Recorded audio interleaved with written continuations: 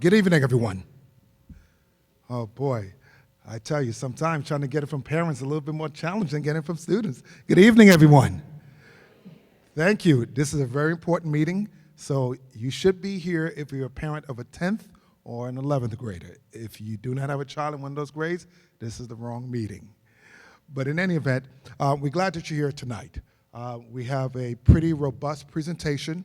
To my left, I'm joined by Ms. Perello, amazing school counselor, and we also have Ms. Nicoletos, who also helps out in our guidance office. So tonight, you're going to hear a lot of information. Some of it may not be new, but certainly to reinforce certain information that you hear. Our goal as a high school is to make sure we're preparing students for excellence. What does that mean? We're preparing students so they have the ability to make choice, not for decisions to be made for them, whether or not they choose to go to college or whatever college, university, tier 1, or whether or not they want to attend Westchester Community College. Or if a child wants to pursue career, technical, or if a child wants to pursue military, we want to make sure that our students, our scholars, have all of the required skills that are necessary so they can be successful and make decisions independently. So, with that being said, so again, our school counseling department is really comprised of 2 school counselors. Again, Mrs. Perello, Mr. Treglia. They both share students from the high school, split along alphabet, and as you can see, we also have Ms. Nicoletos who supports, and our pupil personnel team is really Mr. Sullivan, our school psychologist. We work as a very tight group. I meet weekly with our school counselors to really look at, assess what we do and what do we do well and what are areas we need to improve. We look at things along the lines of what other school districts are doing, and we're always doing comparison to make sure we're positioning our scholars to be in the best position to be successful. So without any further ado, this program is really scheduled for an hour. I'll stay back and address questions that may come up. At some point, I'm going to come back up, depending on the slide that's up, to just share with you some things that are upcoming for next year, especially as we make some changes to our course catalog. You'll hear a little bit more about that. Without any further ado, Mrs. Perello. Hi, good evening, everyone. Thank you so much for coming out. You're going to hear quite a bit of information this evening. It's going kind of to start the college process. There's going to be a lot of detail, but one of the most important pieces to remember is that in 11th grade, we are going to be holding our individual family student meetings, and in that meeting, we'll get into more depth about the exact process, and we'll tailor it to your child. So just keep that in mind as we go through everything today. In the folder, you have a copy of tonight's presentation, which we'll also send out. You also have the brochures, which we've been working on. So if you're a parent of an 11th grader, you have an 11th grade brochure. 10th grader, 10th grade brochure. These brochures were designed to make sure that not only you, but your scholar is well informed of things that they should know for their respective grades. So again, you have all the information that we're going to go over tonight. Show you here. So this is what our guidance website looks like. It's just important how to access it is that you have to scroll kind of towards the bottom of the high school website in order to access it. On the left side here are links to everything we're talking about. There's a course catalog, as Mr. Arthur said. As we update courses, there'll be descriptions there of every single course that we have to offer. Okay, so this is a look at last year's Val and Sal. So these are 2 really excellent students that are not just academically excellent, but they are involved. They started from 9th grade and they built up their resume. They were involved not just in extracurriculars within our building, but they did things outside of school, all while taking pretty difficult course loads and doing really well in those courses. On the top is Yuri, and she's currently attending Princeton. At the bottom is Sophia, and she's at Fairfield right now, and she's playing lacrosse there. So both of these are just kind of excellent examples of some of our students and where they can be and kind of what courses that they were able to take while they were here along the way. So this is a brief overview of what to expect as we proceed in high school. In the 10th grade, Mr. Treglia and myself will go into the classrooms, and we introduce all of the students to a program called Pathful Explore, and I'll get into that in some more detail. We'll also have individual, like I mentioned before, individual junior and student parent meetings, and that's really when we will talk about the details and what's important to your specific student. We'll look at their current courses and what course offerings will be available for the following year. We'll generate a preliminary list of colleges together. I will go through both of the platforms we're going to use for the college process. Currently, we will help with we're working with many of our seniors now with their college essay writing, as well as our English department is doing that as well. So the college essay is introduced to them in 11th grade, and for the first assignment of their senior year, they're all working on their college essay as well. We also will help coordinate SAT prep. We'll talk about expanded Naviance use. So Naviance is that platform, that college platform I was speaking of before. And then we'll also continue to provide students with exposure to different colleges. So currently, every single day in our guidance office, we have about 3 or 4 schools that come to visit us, and our senior students can sign up for these rep visits ahead of time. So they get a chance to be one-on-one with a college representative.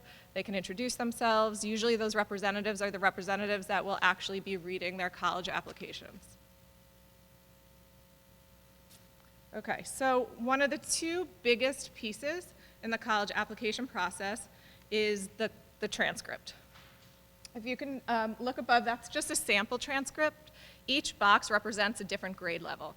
On the transcript are final year-end grades, okay? So the school won't be privy to individual quarter 1, quarter 2 grades. They'll just see the final year-end grade.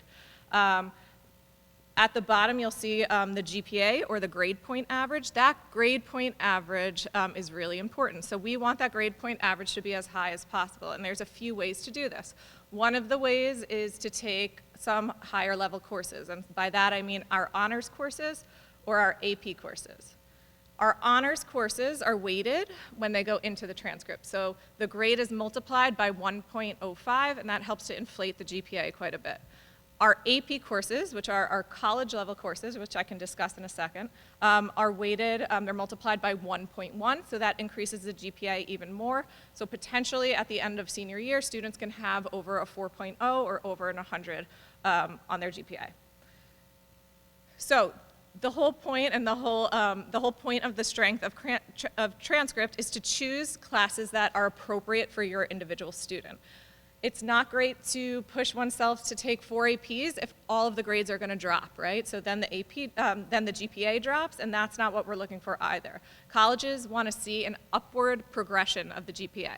So it's okay if 9th grade there was a little bit of a slow start. If they see progress, if they see an increase in class choices, and maybe the students pushing themselves to take honors, that's what they're looking for. They want to see growth in a student.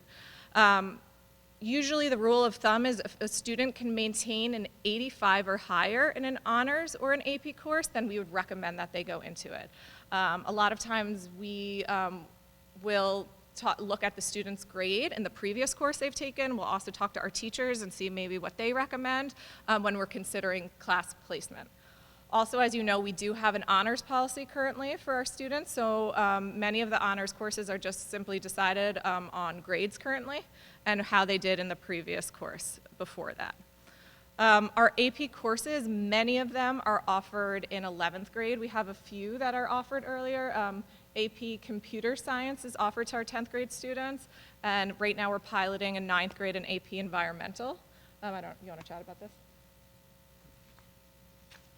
You know, I just want to thank the board and Dr. Goodman for their push to be able to give more offerings to our students. So in that same vein, what I would share with you before I share with you some upcoming courses, you know, we're one of the few school districts throughout Westchester County, we have an open enrollment for AP courses. Most school districts, students are required to sit for either an exam or their grade point average have to be at a certain place, or they're required to demonstrate mastery on certain Regents exams in order to take an AP course. As Ms. Perello said, for our honors courses, there is a requirement. The beauty behind having students being able to take an AP course is the student wants to challenge himself. As Perello said, AP courses are college courses. They're graded on a 1 through 5 scale at the end of the year when students take a placement exam, when students take the AP exam. They're regulated by the College Board, and what I would share with you as a parent who's had 3 children go through high school, and my son is also in the 10th grade, you know, it's not about pushing or encouraging your child to take an AP exam. It's about that student, that scholar, really finding their interests. Our role here is to really help students explore their interests and certainly to challenge them, right? Because we want them to be in the best position so they can achieve their dreams. So to that end, one of the things that we have done this year so far is really started to look at all of our course offerings. So I can say to you, pretty concretely, we're looking to offer 3 additional AP classes next year. Right now, we're looking to offer AP Stats, right? We're also looking to offer AP World, right? That wouldn't necessarily impact students sitting here because that's more or less going to be a 10th grade course. And we're also looking at offering an additional AP course, but we haven't solidified that yet. We're also looking at offering additional electives for our science courses, which certainly can impact students that are sitting here today. So we want to make sure that we're providing students throughout the continuum with different options so they can pursue their interests and also position themselves to get into any university or just have the necessary skills so they can be prepared beyond high school. So just want to share with you some of those updates, all right? One other thing to make note of is that in the past we have put our Regents exam scores on transcripts. Starting last year, we decided to take it off and kind of follow suit with other schools in Westchester. New York State Regents exams are just New York State. Colleges aren't looking at them too intensely, and unless it's going to help boost our transcript, there's really no point in putting them on there. So that's a new initiative we've taken.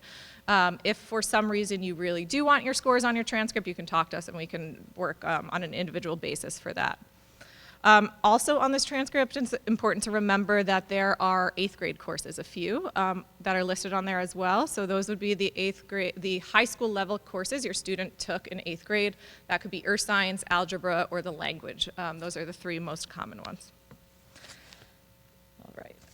And again, this also just shows how many credits a student has at the end. So it is our job as counselors to make sure the students are on track credit-wise and that they're meeting those specific credits that they need for graduation purposes. So that might be, we need to make sure everyone takes health at some point. They need to take PE every year, and at least 1 year of a language. So we'll go through that again in our individual meetings. Pathful Explore is the program that I mentioned earlier that we will introduce to our 10th grade students. So Pathful Explore is an opportunity for students to take career interest inventories. And based on a student's likes and dislikes, it'll come up with a career cluster or a few career clusters that a student might potentially be interested in.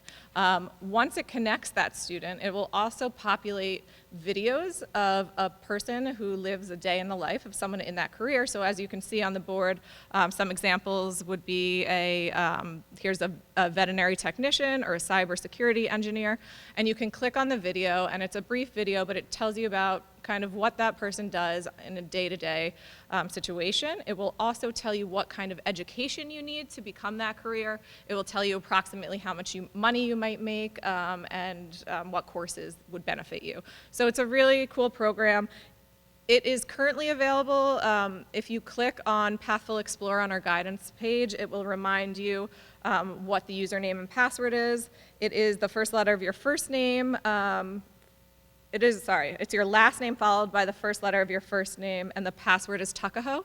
So it's all stated there on our guidance website, so if you want to explore that a little bit further, it also has the ability to connect you with potential internships as well.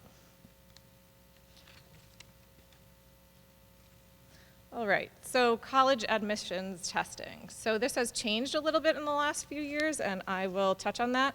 But like I mentioned before, the transcript is one of the 2 biggest pieces to the college application process, and the other one has always historically been the standardized test. So that's either the SAT or the ACT. Colleges will accept either or with no preference. So it used to be the ACT was more of a West Coast exam. Now it is open to everybody. It is your, whatever the student prefers, they can take. Many students, many colleges since COVID have become what we call test optional. I'm sure you've heard this term before. So this means that you do not need to submit your SAT or ACT scores when you're applying to these schools. So through even my experience this year, I would say pretty much all of them, with the exception of a few southern schools that I've seen this year, are test optional. There are a select few that still will require you to submit. So we do still encourage all students to take the SAT or the ACT.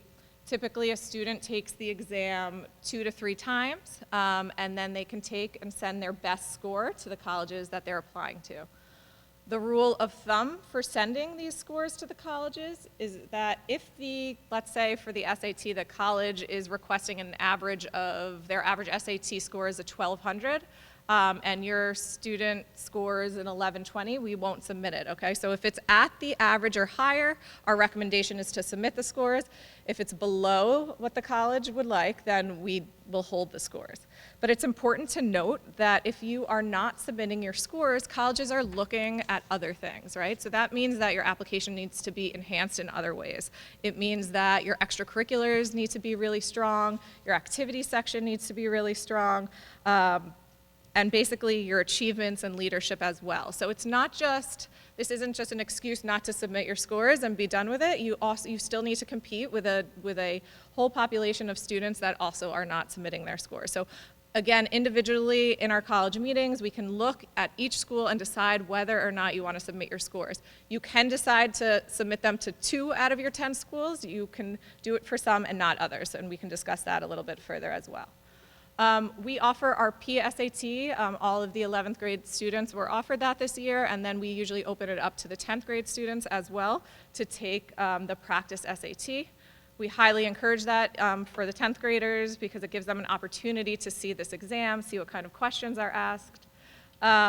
Typically in the spring of 11th grade is when students will sit and take the SAT or ACT for the first time. And then sometimes in the beginning of 12th grade, a student will also decide to take an SAT or ACT really quickly one more time to see if their score can increase before they apply to colleges. Both the SAT and ACT are done outside of Tuckahoe High School. So you will register through College Board for the SAT, and you'll register through ACT Student if you'd like to take the ACT, and you put in your zip code, and local schools around here will populate, and you can decide where your student wants to take it. AP exams are taken at the culmination of the course, of the AP course. So any student enrolled in an AP will be taking the AP exam following that course in May.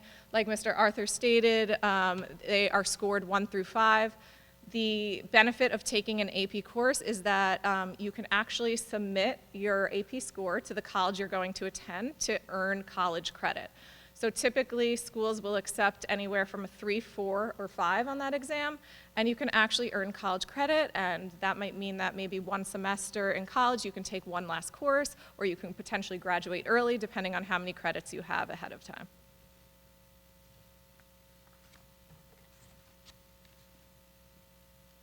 So I haven't recently gone through that process, and I know some of you might have yourself with your older children. I would share with you that one of my daughters did take the SAT, submitted her SAT, did fairly well, got into many of the schools that she was preferred. One of my other daughters did not submit an SAT, did not take the SAT. She struggled with some mental health issues, and we did not put that pressure. And she did well with her classes, with support. And I can say to you that she got into some top schools also. So, you know, you have to know your child, determine and your child's interests, but I can tell you that pushing my daughter to take the SAT was not going to be a good scenario. What I would also say to you, especially the students who are sitting here, you really want to start looking at the schools of your interest and look at what are the criterias, right? You want to find out. A lot of schools, universities, even top-tier schools are really going test options. My daughter, youngest daughter, got into a top-tier school, again, and did not submit SATs. So as Ms. Perello said, they really look closely at the courses you're taking and how well you do. Now that daughter, my youngest daughter, took about 6 AP courses and did fairly well, right? So the colleges weighed those scores, her academic performance, much more heavily than anything else. So it's just important to look at what the schools are looking for to make that determination. Let me also share, if you're not seeing or receiving the weekly newsletter, every week we try to put some kind of installment from guidance, really sharing out information for you to know. So I know the document could be a bit long, right? Trust me, it takes a lot of time to put it together, but we do that so you can be informed. And at the very bottom, there's always a guidance update, and it's really for you. So I encourage you, I encourage the students to really start looking at these colleges and universities. What are the criteria? What's their percentage that they accept for test options? What do I mean by that? There's some universities that only accept maybe 20% or 15% students coming in under test option. That matters. There's some schools that go more closer to 40%. So if you're going test option, you want to know that percentage because it gives you some idea if you're more likely to get in or not. So those little things really do matter. One of the other things I want to point out, we had Mr. Craig Brockley here from Binghamton University. I've known him for a number of years. He's one of the representatives. Some of you might have been here. It was a very informative session. I'm looking to bring him back in the spring, not to promote Binghamton, but to give you information so you can be empowered. So please look out for that. That's going to be coming up. It's going to be in person here, and it's going to be an informative session, so please look out for that. All right, so this slide, and you can kind of look at it in your packet in more depth, but it compares the 2 tests. Just so you're aware, the SAT went completely digital. So our 11th grade students who just took the PSATs took it on their Chromebooks. It went pretty smoothly overall for the first time, but the actual SAT exam is also on the computers as well, so that's something to note. The SAT is slightly shorter than the ACT. Both of them are scored very differently. The SAT is scored off of a scale of 1600. The ACT is scored off of a scale of 36. Currently, the digital SAT will change based on a student's response and how they are interacting right now with the exam. So based on their previous response, the test can change. It's supposed to be a little bit easier, but we will see when we start getting some grades back. And the ACT has a science section, and the SAT does not. So those are some differences. Many students score really similarly, but it is up to you. There are times where a student is, kind of hitting a wall with one, and then we'll take the other and we'll do significantly better. All right, so we're going to get into the college process a little bit, and this quote may sound cheesy, but it's really important to remember. So college is a match to be made, not a prize to be won. So I think a lot of people are very concerned about the prestige and name of a school, and of course that is important, and of course the strength of the college is really important, but there's a lot of wonderful schools and wonderful options for each person, and I think the idea of the whole college process is to find a good fit for your child. So that doesn't necessarily mean it's the best academic school or the one ranked the highest, right? It might mean that maybe the class sizes are smaller and your student learns much better in smaller classes than they do in larger classes. Other students come into me and they would prefer to sit in an auditorium with hundreds of students, and that's okay too, but we want to find that fit, and hopefully we can help you out in that process. So I'll tell you a little bit about what the process will look like going forward and how to search for a college. So some of the criteria that we look at when we are deciding what colleges to put on our list are the first one, which I just discussed, which is size of the school. Obviously, Tuckahoe is a very tiny school, so our students are used to small class sizes. They know their teachers really well.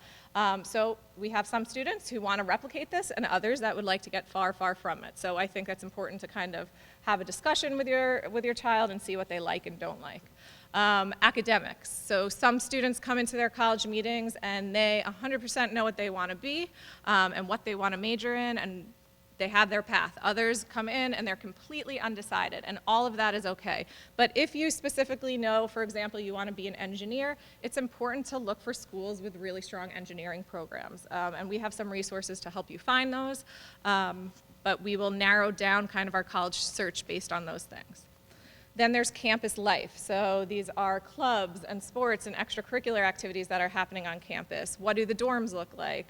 What's housing look like? What does the meal plan look like at the school? And then a lot of people are considering the cost of a college. And my one piece of advice would be don't count anything out. So obviously our SUNYs and CUNYs, so those are the state university and city universities, are a little bit or significantly cheaper than some of our private schools. But sometimes when you apply to a private school, you'll get enough aid and enough scholarship money that it will actually be comparable or sometimes even less than a SUNY or CUNY. So my advice would be to keep your net wide and see and compare all of your financial aid details at the end. And then one of the most important pieces is the campus visit. So I will go into a little bit more depth here. I always tell students, if possible, and I know it's not always possible, but to go check out some schools. Even if you don't get to all of them on your list, which is probably pretty rare to be able to get to them all, go check out a local school. Even we have a lot of decent schools that are right near us that you could take a walk through campus and see what it feels like and what you like and don't like. I know a lot of students who will go walk on campus and they just kind of get that feeling. They can picture themselves there for the next 4 years. They like what they see when they went into the campus center and see people hanging out. It's important that you reserve, again, since COVID, things have changed a little bit. It used to be more casual to tour.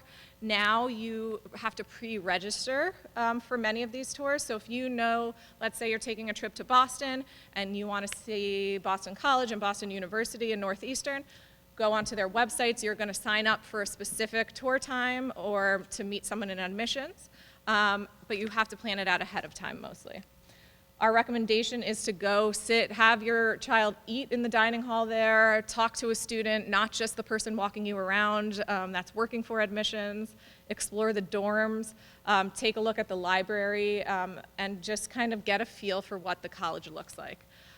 So again, you don't need to make it to all the schools on your list, but it really helps to narrow things down. So if a student goes to a giant campus and they are completely overwhelmed and realize they have to take 2 buses to get to their class in the morning, now we know we're not going to look at schools that are that big, right? So it just helps us narrow down a little bit so that we can come up with an appropriate list of colleges.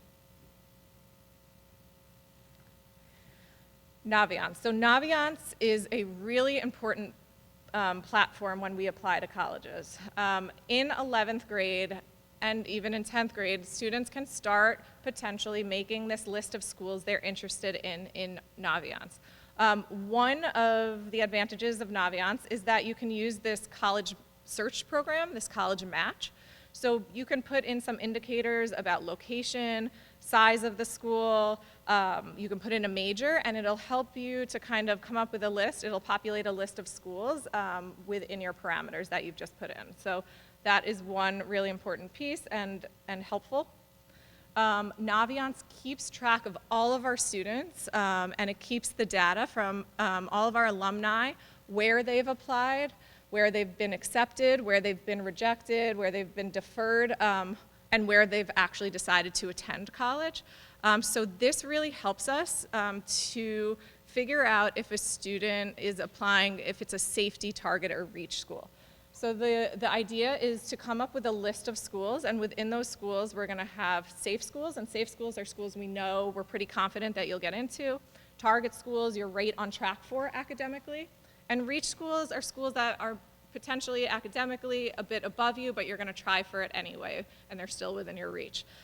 So as long as a student's list has all 3 of those, then we're confident as guidance counselors, and we will, kind of give you our blessing that that is good. We sometimes recommend maybe you need one more safety school, or you only have 1 reach, and we'll encourage you to throw on another one. So we'll go over that with you as well. I know it's a little bit small, maybe you could see it better in your presentation. This example is Marist. Yes, I have the clicker. Can you point?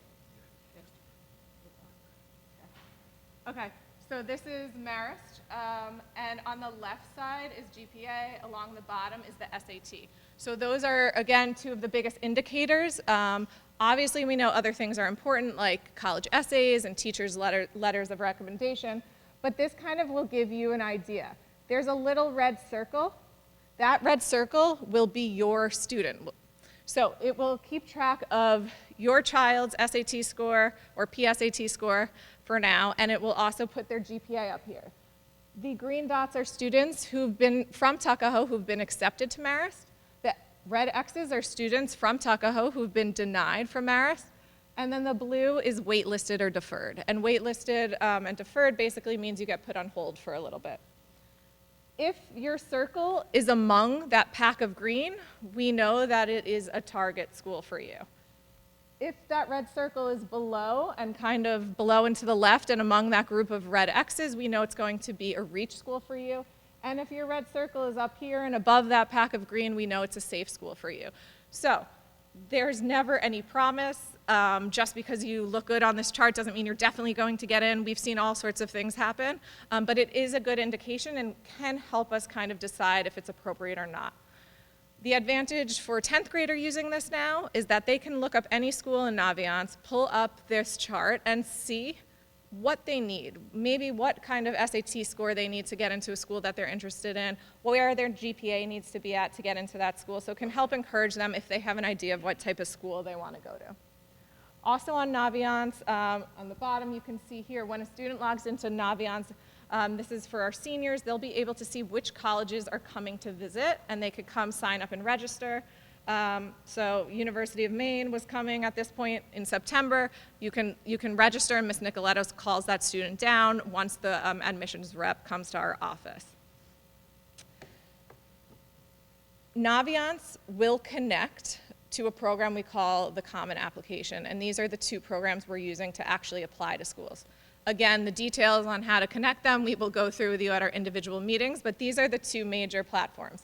Common Application is the actual program we use to apply to schools. You're filling out the college application on the Common App. You're actually putting in your credit card information and pressing submit on the Common App. I'll go over that briefly in a second. It is the student's job to apply to the schools, and it is our job as guidance counselors to submit the student's transcript, letters of recommendation. So typically colleges require 2 teacher letters of recommendation. If a student does not know what they want to study in college, we usually recommend one English or social studies teacher and the other be a science or math teacher. If a student is 100% sure they're going pre-med, then 2 science teachers are okay. So 2 teacher letters of recommendation. Guidance counselors also submit a letter of recommendation on top of the teacher letters of recommendation as well. We also send what's called our school report, which is basically an overview of what Tuckahoe has to offer. So if we are offering, let's say, 12 AP classes, they know that they shouldn't expect our students to take 16 over their time here. So they know what we offer at Tuckahoe, and they know the parameters and what a student can or cannot take. Senior year. So at this point, I would say 60% of our senior class has already applied to colleges, and it's only the 14th of November. So the deadlines for schools have moved up quite a bit. A majority of our students apply what it's called early action or early decision. So we really hit the ground running. We just had all individual senior meetings with our students, and we went over the exact application process. By the time students meet with us senior year and the beginning of senior year, hopefully that list of schools is narrowed down. If not, we work with our students to narrow down that list of colleges. I will quickly go over the types of admission. Early action basically just means you apply a little bit earlier to college. So those deadlines are usually November 1st, November 15th. There's no academic advantage to applying early action, other than you find out sooner if you've been accepted into that college. So you will find out potentially in December or January if you've been accepted, which gives you a little bit more time your senior year to figure out what college you actually want to attend. You can apply to 12 different schools early action. There's no limit on it. I would recommend it if a student is done and their application is ready to be submitted at that time. It is better. It kind of relieves the stress of many of our seniors. It doesn't drag out the process further. And then there's something called early decision. And early decision also has these early deadlines, November 1st or 15th, but it is a binding process and you can only apply to one school early decision. So if you have a dream school and a student is 100% sure that they want to attend that school and they offer early decision, you can apply.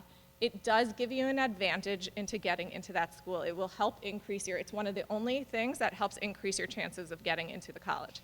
Why is that the case? That's because the college knows you are going to attend. You have to attend if you get in. So a student signs off on it, on this early decision agreement, a parent has to sign off, and I as a counselor have to sign off.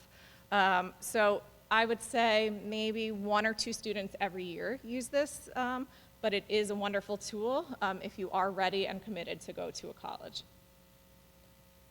There's also regular decision, and that is what we all think of when we apply to college, and those deadlines aren't usually until January, but you don't find out until later your senior year if you get in.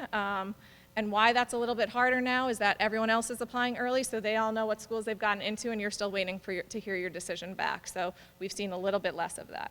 And then there's rolling admissions, which just means that as soon as you get your application in, the college will look at it and let you know shortly thereafter their admissions decision. So there's a variety of deadlines. There's actually even more. Not all colleges offer every single one of these, so you need to look. A lot of the state schools and city schools do not offer early decision, so that's something to consider. But Common App, which is the program we'll use to apply, will help you.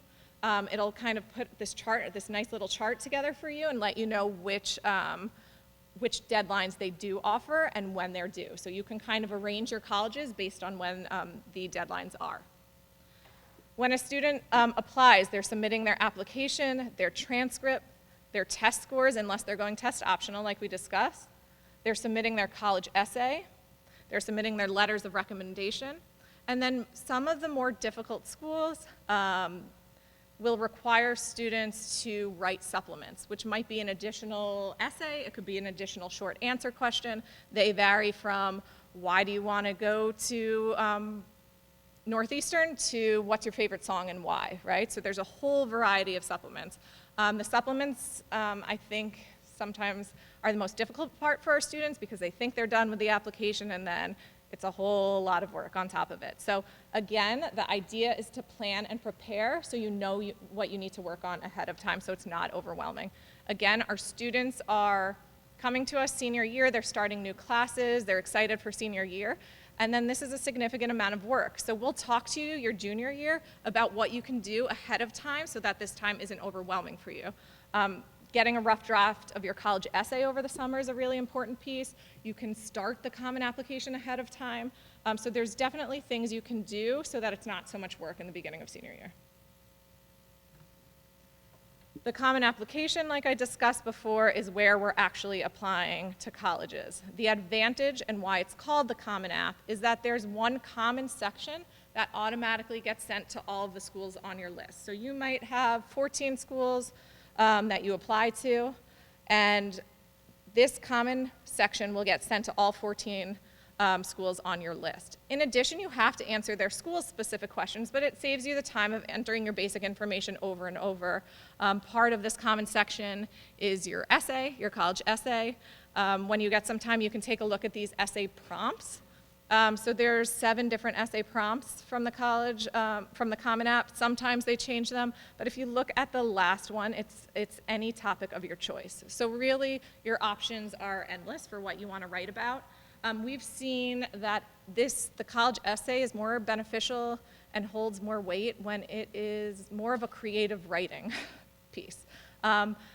Your typical college essay of, I won the big game, or I got hurt and I'm now healthy again, those are ones that we want to kind of steer clear of. I've read, one of the best essays that I've read has been about a student who played the guitar. She compared each piece, an aspect of her guitar, to a piece of her personality. Easier said than done, I totally get it, but the more creative, the better. It can be a story to tell, and as long as you're relating this college essay back to your personality and who you are, that's really what the colleges want to see. And I think one of the biggest pieces is I always tell students to put themselves in the position of the admissions officer. They're reading essay after essay. So anything that stands out or is cool and interesting to read will set you apart from other students, and that's really the goal.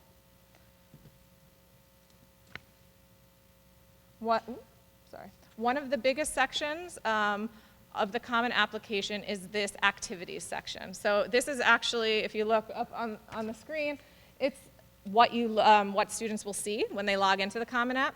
The activities section is a list. It gives you 10 sections to put in any activities. We recommend that you put what you think is most important up top to least important. But it's a really good idea to kind of start thinking about your child's involvement in extracurricular activities. Colleges want to see dedication to a few things. They want to see that your student has started this club, joined the club in 9th grade and has continued and maybe is now secretary in 11th grade or showed some leadership position or is the captain of a team at this point.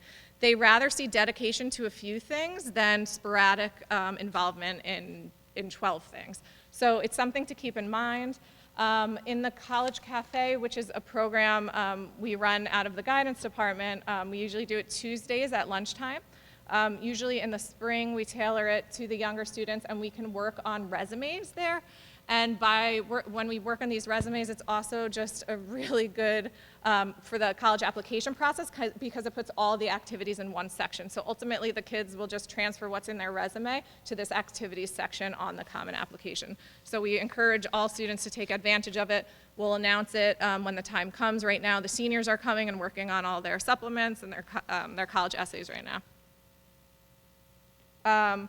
If you look on the right, it does go into depth about what you need when you are filling out the activity section. So it will ask you how many hours a week you're doing it. You just want to kind of do your best you can to answer that, but keep that in mind these next 2 or 3 years. Financing your child's education. So actually tomorrow night, with Eastchester, there will be a financial aid evening in the library at 7 o'clock. So some of our senior parents will be attending. That is for the specifics of financial aid. The FAFSA, which is federal financial aid, has totally been revamped this year. Usually it opens up October 1st for parents to fill out. This year it has still not opened up for our parents to enter their information. But the FAFSA is federal funding that you can get to help your child in affording college. With the FAFSA will get sent to the colleges your student's applying to, and then that college will then send you a financial aid package. That financial aid package will be a combination of loans, grants, and potentially work-study programs. You can decide whether or not you want to take some of it. You may not want to take the loans. It is up to you, but the college will use the information on the FAFSA to decide how much money they will give you. Ms. Nicoletos in our guidance office will update what we call our scholarship bulletin. Our scholarship bulletin is located both on our guidance website and on Naviance. It usually starts January of senior year, so it's nothing you could do right now, but that's where we put all of our local scholarships, and our students do really well at getting it. It could be anything from TYA to our PTA scholarship. They sometimes require an additional essay or short answer, but if students actually take the time and apply, their chances are pretty good at getting some extra money. It could help buy books one semester, so we always encourage everyone to do that. So students who are interested in playing sports in college, in our individual meetings, it's an appropriate time to discuss this a little bit more. Also, we always encourage our students to talk to their coaches if they are really interested in playing. If a student wants to play D1 or D2, Division I or II, they need to be eligible through the NCAA. Mr. Treglia does our eligibility here. But really, right now, if you are interested, you can make an account with the NCAA. But one of the most important things, though, we're going to look and find schools that are both good academic fits and athletic fits. And you also may want to start thinking about creating highlight films. Again, if you want more specifics about playing sports in college, please reach out individually to us. How can you support? So it can be a little bit of a stressful process, right, to both parents and students. I think, you know, expectations are high, students are taking new classes. It is a big process. I think just working together, encouraging your student to start thinking early and preparing early is one of the most beneficial things. Students, our door as counselors are open all the time. Pastor, they can pop in and talk to us. We're happy to help them, walk them through that process. Right now, pretty much anytime you walk in the guidance office, there are seniors in there popping in and out with their Chromebooks, asking us questions about college applications. So our door is open, and we encourage everybody to come in and chat with us. There's college fairs you can begin attending. Again, like I said, if you're taking a trip, maybe even if you don't want to formally take a college visit yet, maybe just drive through a campus that you see. Start talking, start having the conversations about what students may like or not like. Again, we will send out information about when you should be signing up for the SAT or ACT and when things are happening at Tuckahoe. But if you have any questions, please reach out individually. So there are a few things that students can do if they feel like they're falling behind academically. All of our teachers are here after school for extra help, so we really encourage students to do that. It's basically individualized tutoring or small group tutoring. Like I said, we have the College Cafe on Tuesdays, which has been really helpful as well. At our Tuckahoe Library, there's after-school tutoring, and that is on Monday, Tuesdays, and Thursdays from 3:30 to 4:30. So that's another opportunity for students who need a little bit of extra help or tutoring.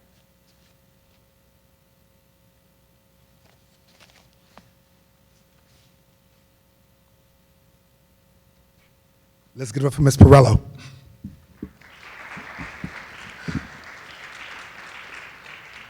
She went over a lot in the last 52 minutes.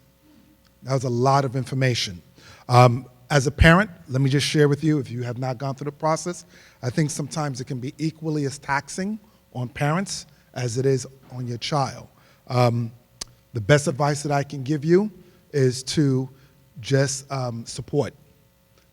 I know I've had to take a step back because being a high school principal, my daughter didn't really want to hear it from me too much, right? And I had to respect that and let her work with a school counselor.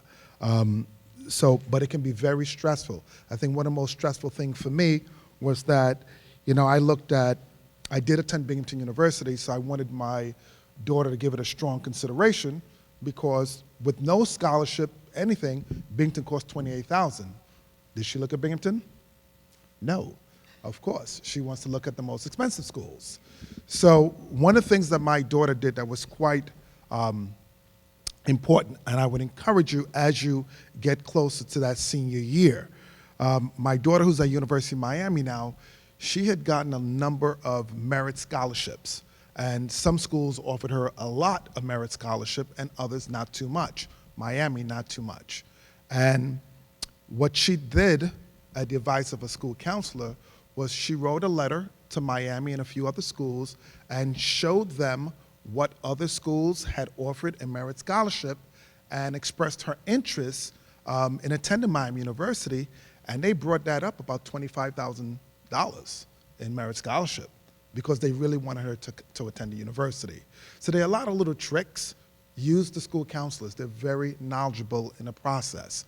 And like I said, we work as a team. A couple of other things I want to just stress that was said. You know, one of the things that was very important for me to learn, even as a parent, is that colleges are looking for a story. They're looking for your story as a student. They want to hear how your academic pursuit relates to your sports and extracurricular activities, those endeavors. They want to hear about the volunteer. How does that story all come together to define you? Colleges want to hear that story. Why? Because they want to see if you are going to be a match for them. So it's very important to understand that you're creating a story about self. I cannot stress that enough. And that was one of the big takeaways when we had Mr. Broccoli from Binghamton University, who had been doing this work for 17 years. So I just want to stress that. Your students are creating a story about self. Two other quick points. You know, coming back to the newsletter, that newsletter is designed in a way to keep you informed. I want to stress that. If there's certain questions or things you want to know about, please email us and we'll add it to the newsletter, because it's not serving us, it's really geared to serve you. We are servant leaders. So please email us questions, something you would like for us to speak to, we will do that. And lastly, one of the things that New York State Education Department is doing, and they just had a release that came out this week, the focus on graduating with advanced Regents diploma is moved. That's not the focus, right? So many school districts have moved away from that focus, and New York State is doing the same as well. What am I talking about?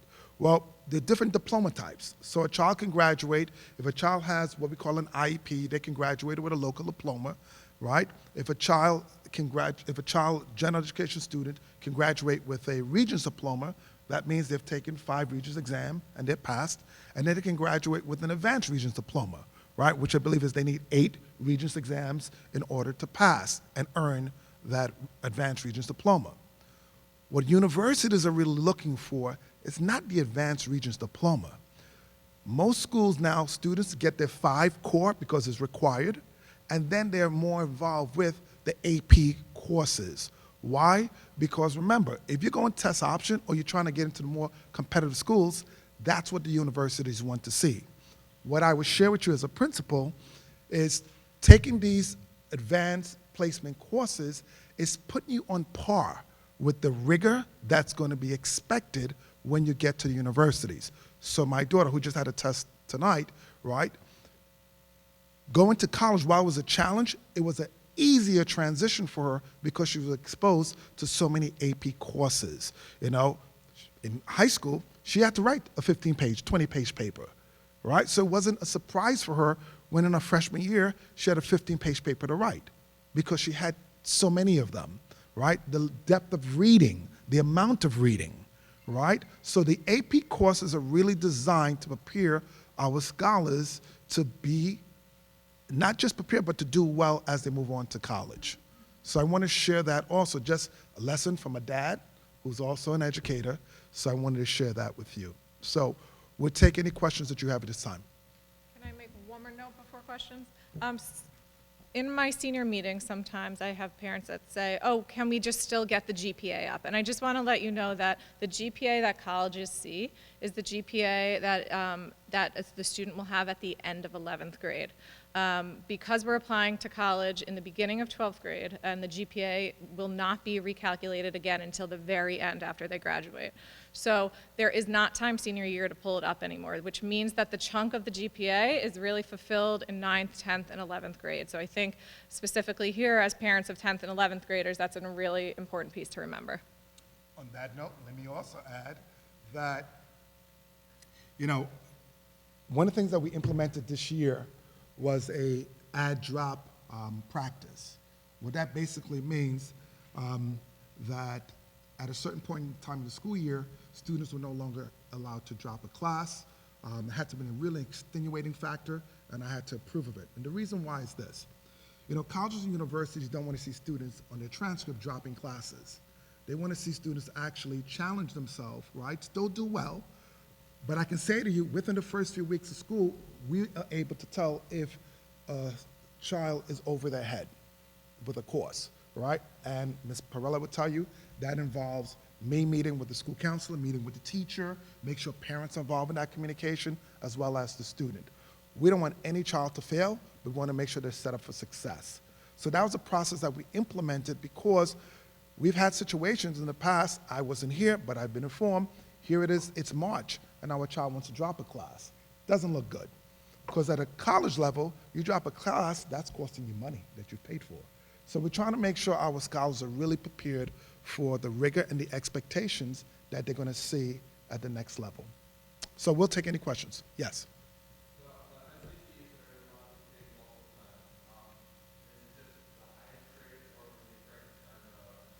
So each college is different. So when you log on your senior year to officially send the score reports, you're going to enter each college you're applying to. One of the schools might let you choose a reading from one and math from another. Another school might make you just submit your highest seating. And some schools don't give you an option. You have to submit all two, but then they super score on their own. So they'll still use your highest grades, but they'll be able to visually see your other scores. Yeah, I'm sorry. So the question was, if you're pursuing a BS, would you then want to take the ACT? And I assume that's because it has the science section. So the science section in the ACT is actually not really measuring science knowledge. So it's something to consider. It's more critical thinking skills. So it doesn't no, the answer is it doesn't really matter still, and a student still might do better on the SAT than they would the ACT, even though you may think they'd do better on the science section. And you know, both, the ACT also requires a little bit of a higher level of math as well, so that's something to consider. But again, most students don't score so differently between the two. Many programs will offer, like outside tutoring programs, will offer a preliminary SAT and ACT, and you can kind of compare and see what the student does better. Correct. You don't need to. From like a personal standpoint, I know a close friend of mine took the SAT a few times, wasn't scoring so well, took the ACT, and really jumped. So I think it depends on the individual student. I think the questions are asked a little bit different, especially now that one's digital and one's not. Sometimes students are great with a computer, others want to sit down and write with a pen and paper, so I think those are some things to consider as well.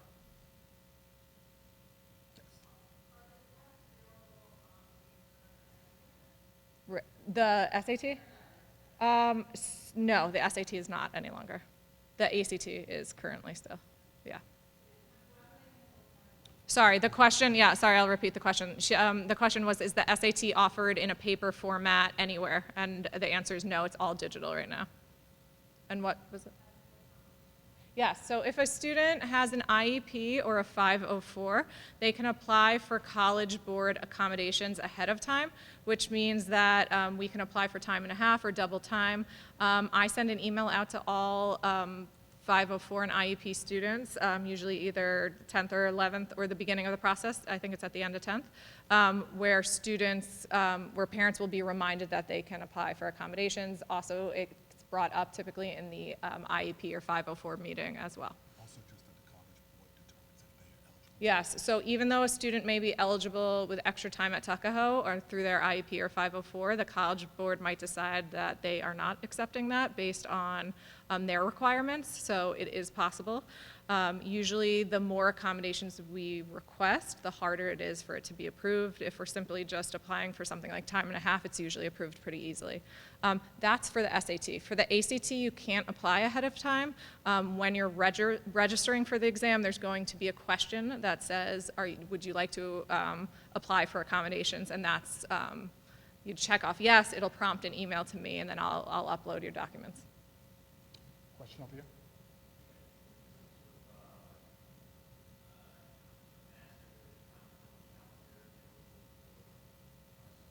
Sure.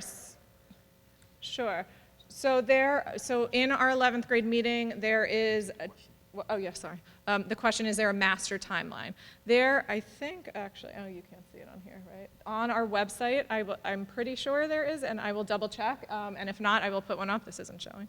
If not, I will put one up. But in our junior meetings, we hand out a timeline about what needs to be done when regarding both standardized tests and the college process. So it'll tell you there's a checklist for all of junior year and all of senior year. Do me a favor, send it to me for tomorrow. Sure. Yeah, we can put it out in the weekly letter as well. Yes.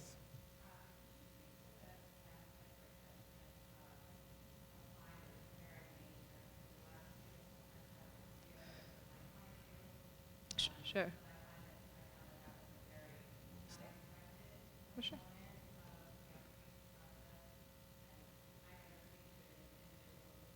Sure.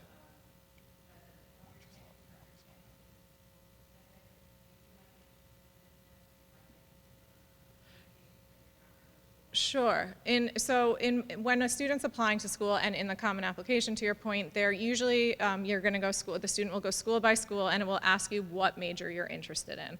There is always an undecided option. You're not declaring your major on that form. I think they are trying to get an understanding of a student's likes and dislikes. When it can be harder for a student is if they want to specifically go into a school of business or a nursing program. Those programs are the ones that it could be slightly detrimental, and I don't even know if that's the right word. It would be harder potentially to get into those programs because they're more competitive and typically accept less students. So sometimes, even if a student knows they want to be a business major, but that business school is really hard to get into, they will apply undecided and then potentially transfer in later on. The downside to that is they may not get in as a transfer student later on as well. So you're kind of taking a gamble either way. We can, again, discuss it in those individual meetings, but for the most part and overall, it's just to get an idea of what the student may be doing. So it shouldn't hurt them. If they have an idea, they can put it down there. Yeah.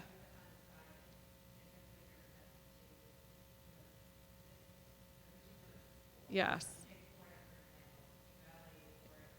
Yes.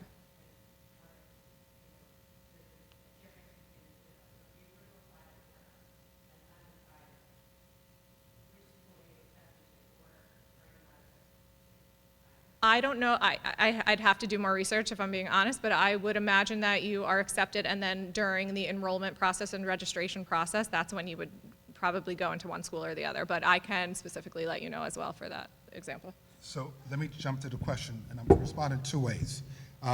My daughter went to the University of Miami, went as undecided. So she, undecided, so she was, enrolled. She was not put into any particular house. She's taking classes or any school, so she's taking classes, and just recently she decided what she wants to pursue. My other daughter, who's a GW, she decided she wanted to pursue something fashion journalism, so she got accepted into the appropriate house. What I can share with you, a school like Binghamton, which I believe have 5 or 6 schools, right?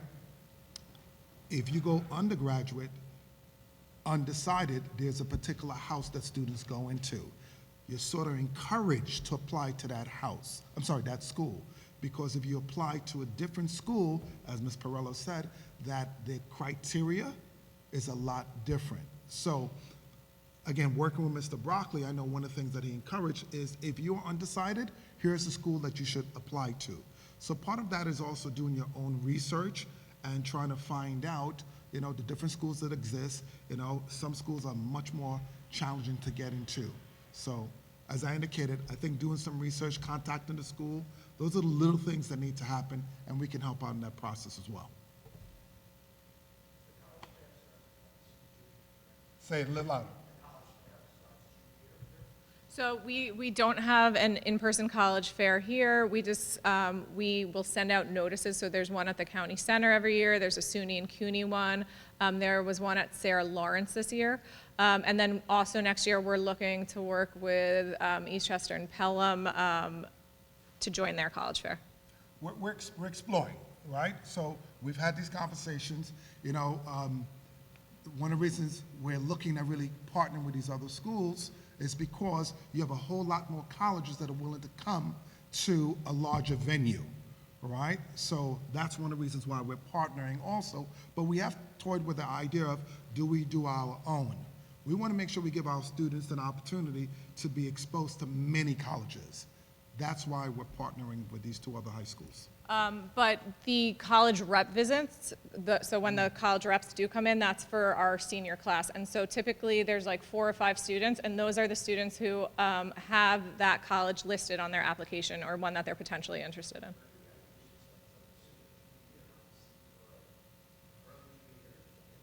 Yeah, and we can consider. Sure. Sure. Yeah.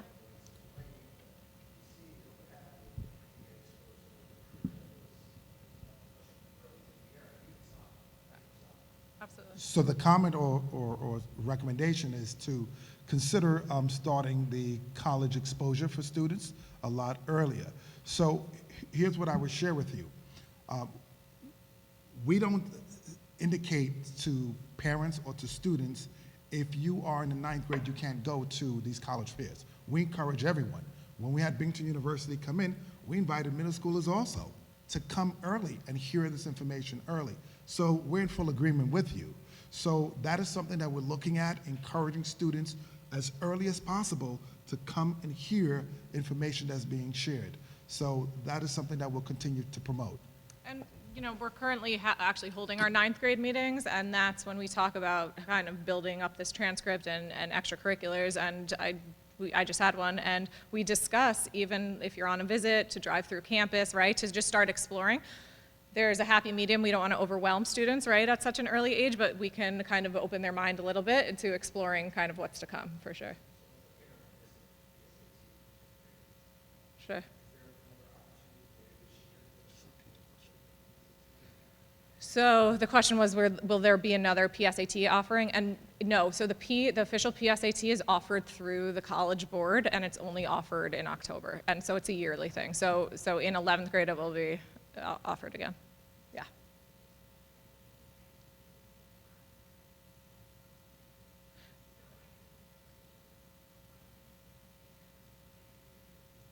Sure. Sure. Okay. Sure, and I think this, sure. We got the information laid ourselves, to be honest with you. We got the information laid ourselves, so we sent it out as soon as we got it. This is part of the reason why, with the superintendent, we did some work behind the scene, reaching out to those other schools, because we don't understand why we were not given the information more earlier. So your point is absolutely well taken. So, like I said, this is one of the reasons why, you know, I reconnected with Craig Broccoli, because he's going to all these different circuits. So we're looking to and exploring the idea of doing something here, but we want to make sure that it's going to be meaningful, right? So we can have not only 9th, 10th, and 11th graders or seniors, but even our middle school students. That's something that I've done before in other places that I've worked. So we are going to explore that the same way. I would like to do a career fair, you know, for students, so they can hear about, you know, different career options from individuals who are in the field. And I think just in regards to communication, Mr. Arthur did say we have been trying to update weekly via his letter, so that's one form of our communication, as well as Blackboard Connect. So if, like the PSAT, for example, was all through the Blackboard Connect, so you didn't get it? Or, so I Sure. think.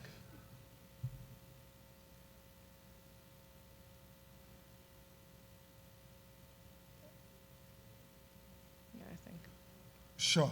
So here's something that we've adopted as a practice. The question's about, you know, not being informed about either the PSAT or other things. So we do three things when we're communicating important things out. We have our daily announcements that we send out to students, so the students are getting that information. In addition, we make sure we include it in the weekly letters. In addition to that, we also send out a robocall or the Connect Ed call. So that's our basic communication structure that we do. And at times we go beyond that. We may send flyers home. We may send information through pamphlets. So we do, that's our basic communication, but we do more. Please send me an email, right? Because I want to be able to hear your individual concern, because it may impact others. All right? That would be helpful. All right? Yep.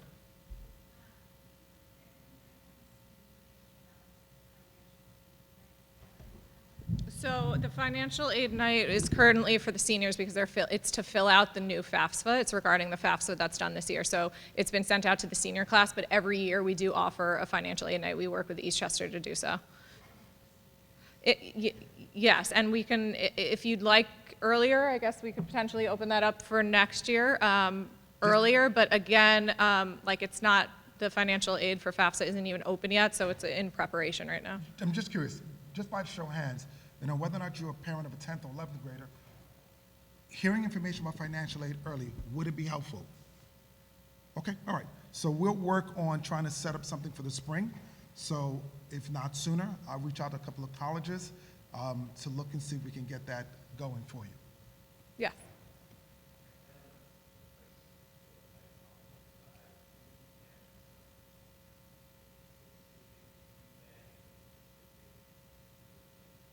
Sure. Do you mind just emailing it to us? Because if some feedback or some suggestion, send it to us so we can take a look at that and we can address it accordingly.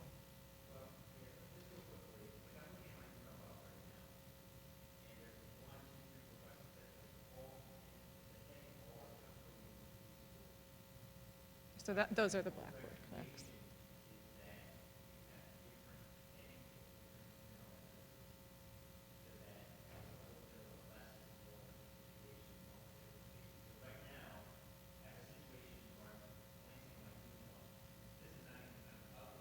Sure. Sure. Who's it's coming from? Yeah.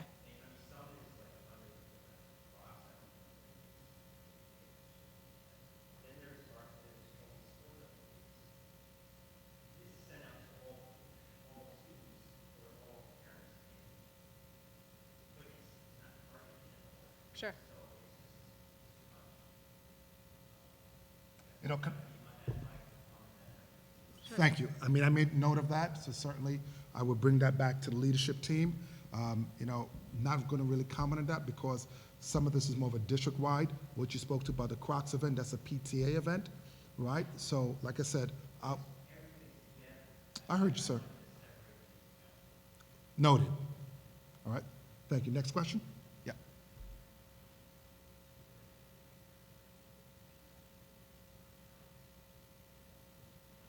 I'm sorry, say that one more time? Yeah, it's like 60% right now have already submitted their applications. So the question is, just to confirm that, how many seniors have already had their got their college applications in, and that is 60% currently.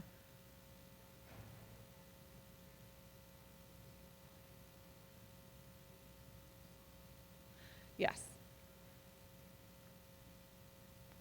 By November, 80% are filled. So that might be the November deadline, is what they mean. So students who apply, I mean, the first deadline typically is not before then, but our recommendation always is to apply early action. A lot of them do fill a lot of their positions, slots earlier and for early action. The only time I've seen some colleges accept any earlier would be Southern schools who start a little bit earlier, and in that case, it's still not significantly so, but it can be, they usually find out a little bit sooner. But our students are just starting to receive decisions now, and those are just very few. Typically, that happens in January. So I don't, we can discuss specifically which schools you're talking about, but for the most part, as long as they're applying by that early action deadline, they're in good shape. So some schools have early action, some do not. In the West Coast, there are some that offer. It depends. I don't think the California state schools do, but other schools do. All right. I'm going to take two more questions because I want to get Ms. Perella home to her family. All right, so we're going to go here and here. Yes.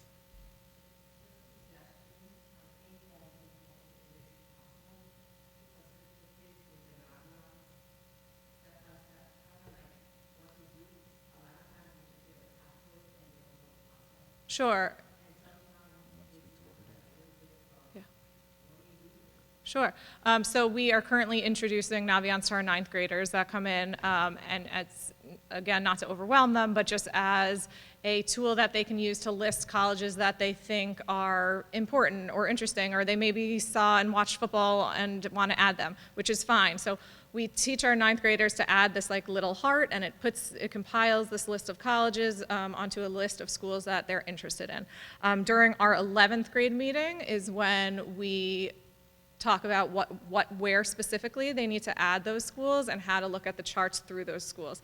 Naviance offers a variety of things, including interest inventories. We prefer the other program we use for the interest inventories. So really just exploring the colleges and adding them to this list of colleges you're thinking about is what our juniors should be doing. Certainly noted. All right. So thank you for those suggestions. What I heard, look at Pathway Explorers early and do it consistently, as well as Naviance, so students have an in-depth understanding of not just the process, but how to use it in a meaningful way. Right? I want to thank everyone for coming out. If you did not get a chance to ask a question, please feel free to email us, and we'll certainly get back to you. And thank you for the feedback. We appreciate that.